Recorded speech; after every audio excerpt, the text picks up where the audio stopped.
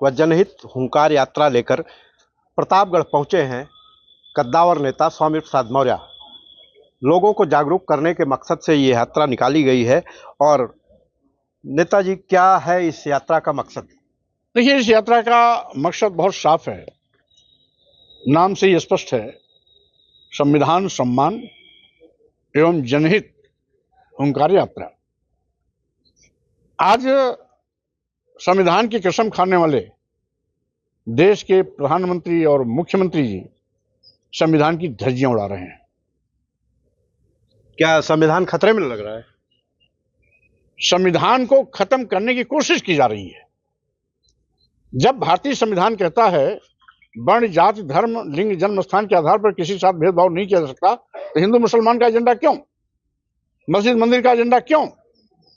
जब संविधान के अनुच्छेद 15(4), 16(4) और अनुच्छेद 340 के अंतर्गत SC, ST, OBC को आरक्षण की सुविधा मिली है, तो आरक्षण शून्य निष्प्रभावी क्यों किया जा रहा है?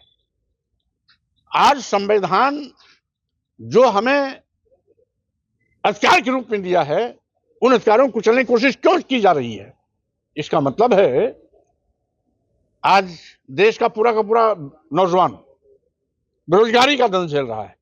जब से सत्ता में आए सरकारी नौकरियां गायब हो गई। भूले बिसरे कभी कोई जगह आई भी तो नकल की भेंट चढ़ गई। जब सरकारी नौकरियां नहीं रहेंगी तो देश का नौजवान बेरोजगार होगा, गरीब होगा, लाचार होगा, बदहाल होगा। आरक्षण अपने आप खत्म हो जाएगी। माननीय प्रधानमंत्री जी जब भी चुनाव आता है तो पिछड़े की दुहाई दे करके, पिछड़ों का रोना रो करके वोट लेते हैं। सत्ता में आने के बाद कहते हैं, जब जातिवाद जनगणना की बात आती है तो कहते हैं नहीं, हमें पिछड़े से मतलब नहीं है, हमें गरीब से मतलब है। और यही नहीं, आज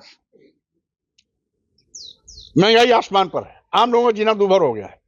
80 करोड़ लोग इस देश में गरीब लाचारी की जिंदगी जी रहे हैं। प्रधानमंत्री खुद कहते हैं कि हम 80 करोड़ लोगों को 5 किलो 10 किलो चावल देते हैं।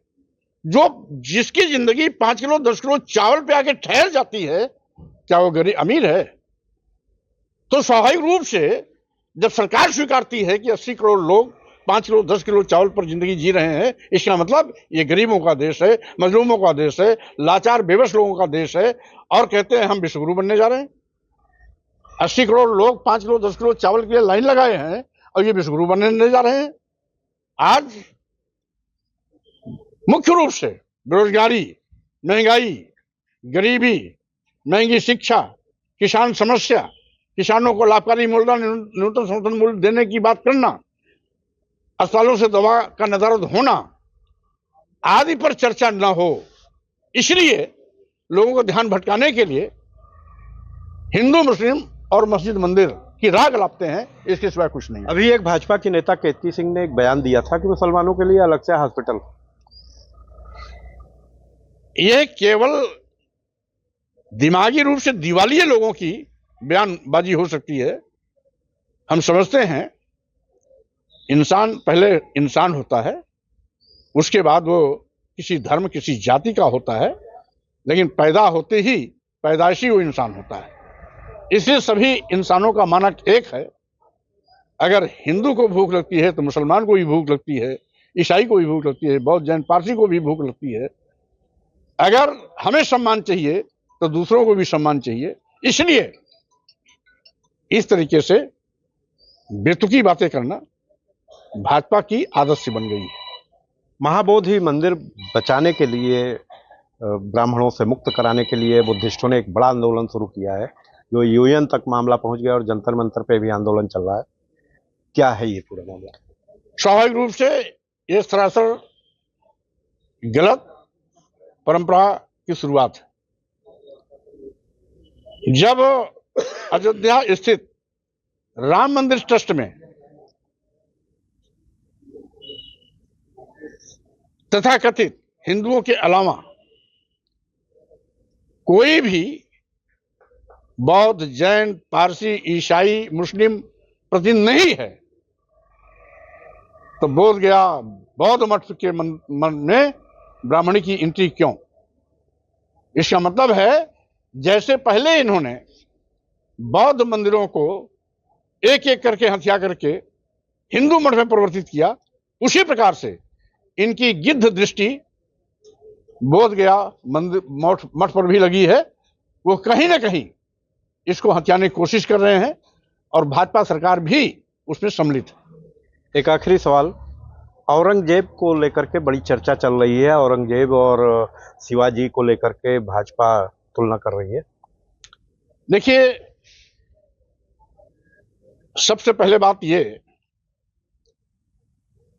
कि इस देश में 1100 साल तक मुस्लिम शासक रहे हैं, तब तो हिंदू को कोई खतरा नहीं था।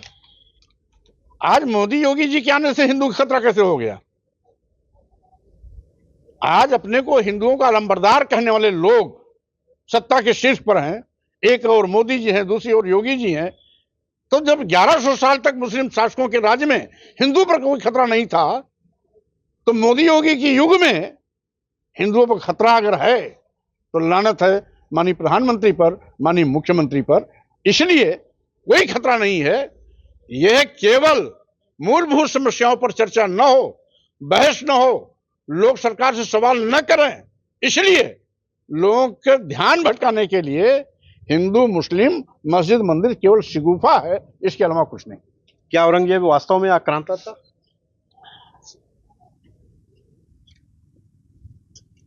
देखिए, हर शासक अपने तौर तरीके से देश की सत्ता चलाता है। आज सत्ता में बैठे हुए लोग क्या संविधान का धज्जिया नहीं उड़ा रहे हैं क्या? क्या नाथूराम गोडसे ने राष्ट्रपिता महात्मा गांधी को गोली नहीं मारी क्या? क्या नाथूराम गोडसे ने राष्ट्रपिता महात्मा गांधी की हत्या नहीं की क्या? इसलिए एक व्यक्ति के नाम पर कौम को बदनाम करना गलत है। और किसी मामले में औरंगजेब अगर खूंखार था, तो किसी मामले में औरंगजेब के इतिहास में यह भी है कि उन्हें सैकड़ों मंदिरों को सरकारी धन देकर के उसकी मरम्मत भी कराई, निर्माण भी कराई, नव निर्माण भी कराई। तो ये थे स्वामी प्रसाद मौर्य जी। इनका साफ कहना है कि औरंगजेब ने अगर लोगों को मारा काटा, मंदिरों पे हमला किया, तो वहीं तमाम मंदिरों को बनाया, निर्माण कराया, नव निर्माण कराया, पुनरुद्धार कराया।